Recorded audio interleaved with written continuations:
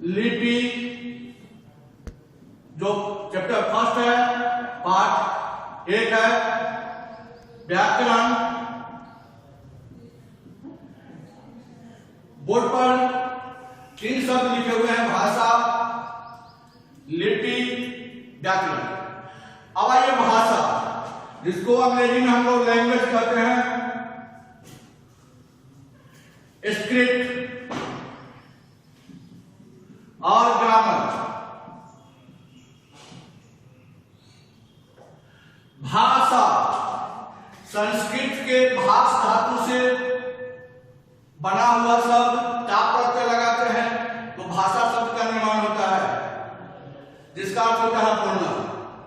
अगर डिफाइन करना है तो हम कहते हैं भाषा वह माध्यम है जिसके द्वारा हम अपने विचार को दूसरे के सामने प्रकट करते हैं तथा उसके विचारों को ग्रहण करते हैं। अब आइए लिपि। लिपि का अर्थ होता है लिपना, उभारना, चित्रित करना। लिखने के ढंग को हम लिपि कहते हैं। व्याकरण वह शास्त्र है जिसे हम शुद्ध लिखना, पढ़ना और बोलना जानते हैं। अब आइए भाषा। अगर हम भेद के बारे में जाने तो इसके मुख्य रूप से 2 ही भेद हैं। एक को कहते हैं मौखिक, जिसको ओरल कहते हैं। दूसरा हो गया लिखित, रिटन। और तीसरा जिसको मान्यता प्राप्त नहीं है, यह भी है सांकेतिक, सिंबॉलिक। ये जो है, जैसा कि स्पष्ट है कि मुंह से बोलकर जो समझाया जाता है उसको मौखिक भाषा कहते हैं। इसके लिए किसी लिपि की आवश्यकता नहीं होती। जैसे अभी हम पढ़ा रहे हैं, कोई भाषण देते हैं, कोई आपस में झगड़ते हैं, बातचीत करते हैं, उस समय जो उनकी स्थिति होती है वह मौखिक होती है। ठीक इसके विपरीत इसकी समस्या यह थी कि एक बार जो हम बोल दिए वह बहुत दिनों तक अस्थायी नहीं रहता था। इस समस्या का समाधान करने के लिए लिपि का आविष्कार हुआ और लिपि के आविष्कार के साथ ही एक दूसरे भाषा का जन्म हुआ और वह हुआ लिखित। लिखित भाषा की सबसे बड़ी खासियत है कि आज का लिखा हुआ चीज वर्षों वर्ष बाद भी उसी रूप में हमें प्राप्त होता है। इसीलिए इसकी आवश्यकता ज्यादा हुई। लिख करके व्यक्त करने की हम निबंध लिखते हैं, पत्र लिखते हैं, फिगर बनाते हैं, वह सब लिखित के अंतर्गत आता है। सांकेतिक का मतलब हो गया सिंबॉलिक। कभी कभी हम लोग देखते हैं कि किसी के इशारों को भी हम समझ लेते हैं, क्या कहना चाहते हैं वह समझ जाते हैं, या हम जो किसी को इशारा करते हैं क्या करने जा रहे हैं वह समझ जाते हैं।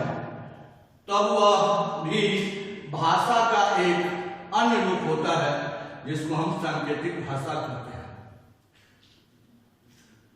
इस प्रकार से भाषा। अब हिंदी जो हम पढ़ रहे हैं, हिंदी ग्रामर, इस हिंदी ग्रामर में 349 सूची में ये संविधान सभा 14 सितंबर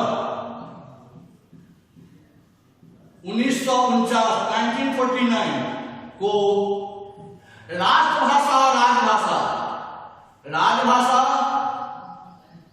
और राष्ट्रभाषा संवर्ती सूची में इसको दे दिया गया और हिंदी को राजभाषा और राष्ट्रभाषा के रूप में स्वीकृति प्रदान हुई। इसीलिए हिंदी दिवस के रूप में 14 सितंबर को हम हिंदी दिवस भी मनाते हैं।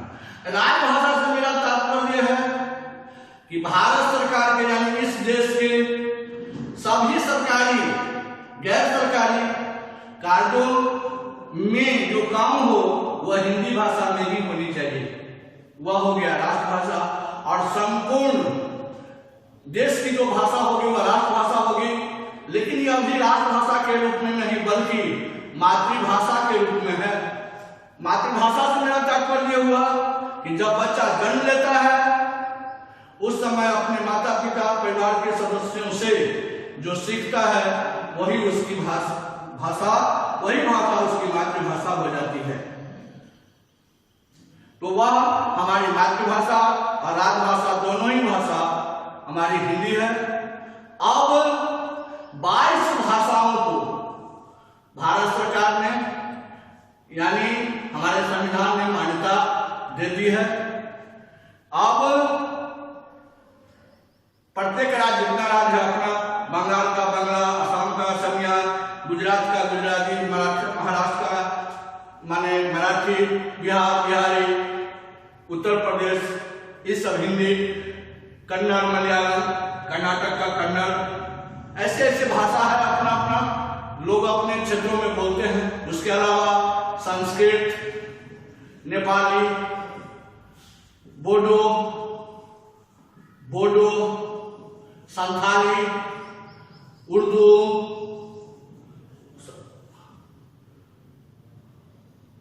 ये सब भाषाओं को भी मान्यता प्राप्त है।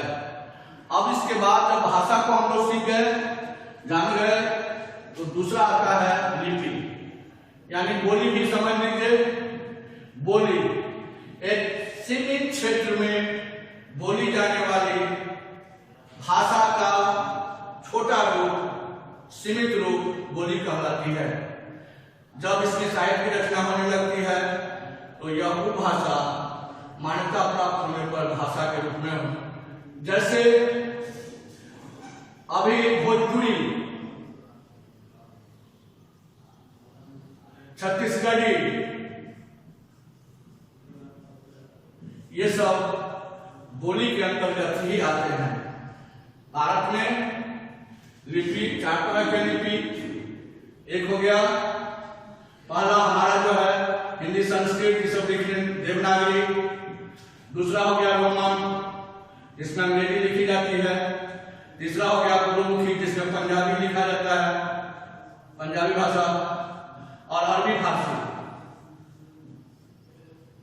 अरबी फारसी अपने आप में एक शब्द भी है और लिपि भी है, इसमें उर्दू लिखा जाता है। इस प्रकार से भारत में 4 ये जो हुआ। अब व्याकरण, इसका डिफिनेशन हम लोग जान गए हैं। व्याकरण किसे कहते हैं? पहले के ग्रामर में 5 आता था, वर्ण, विचार, शब्द विचार, वर्ण से शब्द बना, शब्द से वाक्य बना। इसके बाद थोड़ा सा आगे बढ़ते हैं तो छंद विचार हुआ, और अंत में चिन्ह विचार हुआ, जिसको आप लोग पंचुएशन कहते हैं, विराम चिन्ह। लेकिन अब नए व्याकरण में विराम चिन्ह को वाक्य के सिंटेक्स के अंतर्गत ही ले आया है, छंद को हटा दिया गया है।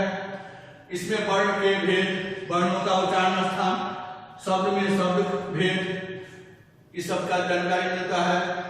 वर्णों के मेल से शब्द बने, शब्दों के मेल से वाक्य बने, और फिर वाक्य किसे कहते हैं, वाक्य में क्या चाहिए, वाक्य कितने भेद है, पहचान क्या है, इन स्वरूपों की जानकारी होती है। और वाक्य विचार के अंतर्गत ही चिन्ह विचार भी आते हैं। चिन्ह विचार आप आगे पढ़ेंगे, जैसे हम लोग कहते हैं फुल स्टॉप, इसके बाद कहते हैं इन्वर्टेड कॉमा, ये सब चीज भी आप वाक्य के अंतर्गत ही पढ़ेंगे। इस प्रकार से आज हम लोग जाने की भाषा क्या है, लिपि क्या है, व्याकरण क्या है, उसमें क्या कैसे होता है, इस